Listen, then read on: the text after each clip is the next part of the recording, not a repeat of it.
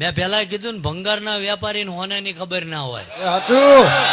હોનાની કિંમત હોનો જ કરી શકે ભાઈ.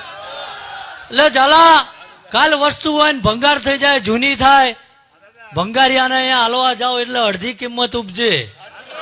પણ હોનું રહ્યું ને એના 1000 ટુકડા કરી નાખો ભાઈ, અને હોનીના અહીંયા જઈને ત્રાજો મેલો અને 53 હાલતા હોય 53 જ ગણી હાલવા પડે ભાઈ.